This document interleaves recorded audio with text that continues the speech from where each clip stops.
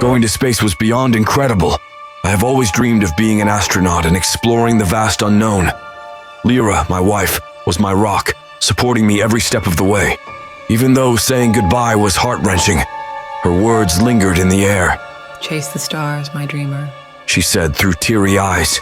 The first few days in space were like living in a neon dream. The colors outside the windows danced, painting the cosmos with magical hues. But as time passed, the dream warped into something more surreal and disconcerting. Strange shapes manifested in the glowing clouds, almost like faces watching me. And at night, a haunting, alien song invaded my thoughts. 2 weeks into the journey, the surreal took a darker turn. A ghostly voice belonging to a little girl echoed through the empty halls, singing a nursery rhyme. In the void where shadows play, lost in cosmic night, they sway. The bizarre thing was, no one else on the crew heard it. It was like a personal torment, a melody that twisted and mingled with the void's eerie noises. I kept it to myself, afraid the crew would think I'd lost my mind. But deep down, I knew something was messing with my head in the emptiness of space. Closing my eyes became a challenge. Every time I tried to sleep, the haunting lullaby would pull me back. Strange rhymes and cold music promised to unravel the secrets of our minds. It's like it wanted to make us understand the immense beauty and horror that the stars harbored. I began to fear the night. The space outside my window was becoming a theater for strange shapes and ethereal faces, all leering and laughing. It became clear that going back to Earth was no longer an option. The stars, with their indifferent beauty, seemed to rewrite the rules of reality. Our tiny lives didn't matter to them. The glowworm, like gods of the void, cared not for our struggles. I felt myself becoming one with them, a vessel for the cosmic lullaby that echoed in the vastness of space.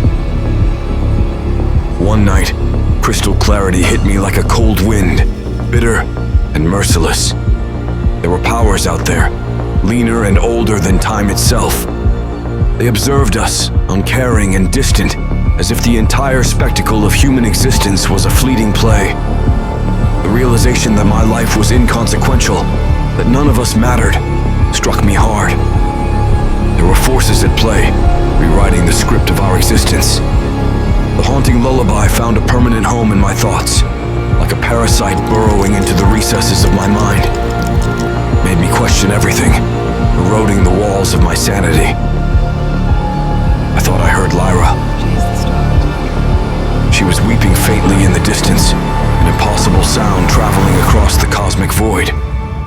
The icy music surged back, threatening to engulf me, as I became one with the endless echoes of the stars.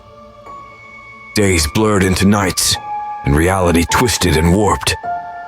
The nursery rhyme, now more vivid and haunting than ever, Whispers echo, soft and low, a nursery rhyme from long ago. continued relentlessly. Moving around the planet's glow, in the I couldn't darkness, escape it. to and fro. Sleep became an elusive friend, a distant memory in the vast emptiness of space. The ship felt more like a prison than a vessel of exploration.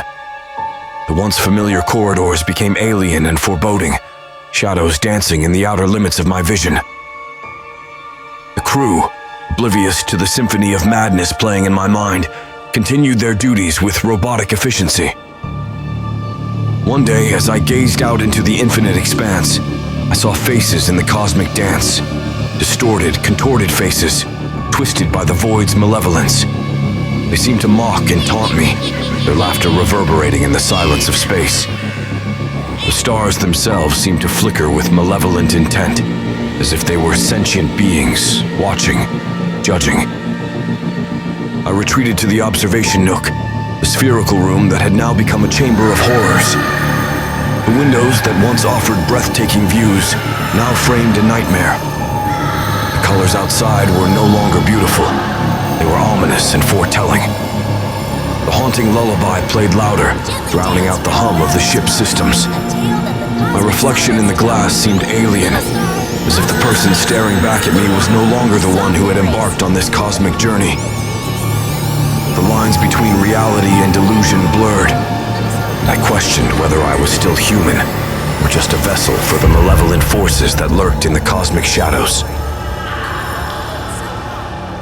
As the ship hurtled through the void, the nursery rhyme evolved into a cacophony of voices, whispers and laughter, each more sinister than the last. The faces outside the window multiplied, their expressions shifting from mockery to malice. I felt their eyes on me, judging, condemning. The crew became spectral figures, moving through the ship like ghosts. They spoke in hushed tones, casting furtive glances in my direction. I could no longer distinguish between the real and the imagined. The ship itself seemed alive, pulsating with an otherworldly energy that resonated with the haunting lullaby.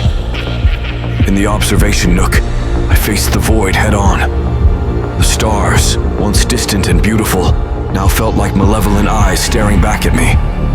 The glowworm gods whispered secrets, and I understood. I was no longer Alan, the astronaut. I was a vessel for cosmic knowledge, a conduit for the shadows that danced in the vast emptiness of space.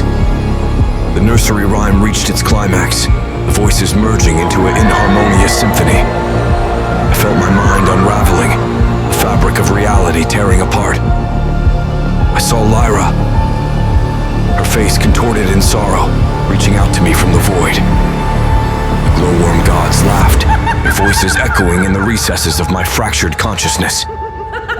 And then, silence.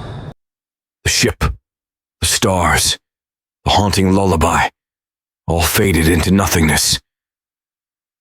I was no longer a passenger on a once-in-a-lifetime journey. I was a whisper in the void of space, a fragment of consciousness lost in the vast expanse of the unknown. In this haunting epilogue of my life, I finally understood the true nature of the universe. It was indifferent, relentless, and beyond the grasp of human understanding. The glowworm gods, the shadows, the faces in the cosmic dance, they were all reflections of a reality that defied comprehension. As the memories of my existence faded into this lullaby of the abyss, I realized that I was just one of many lost souls, adrift in the sea of cosmic nightmares. The stars continued their timeless dance, oblivious to the transient lives that flickered and faded like distant candles in the dark. The ship, now devoid of life, drifted aimlessly through space. The haunting lullaby lingered, a melancholic melody searching the silent corridors. And I, or the fragment of me that remained, I became one with the eternal sounds of madness, forever lost in the Serenade of Shadows.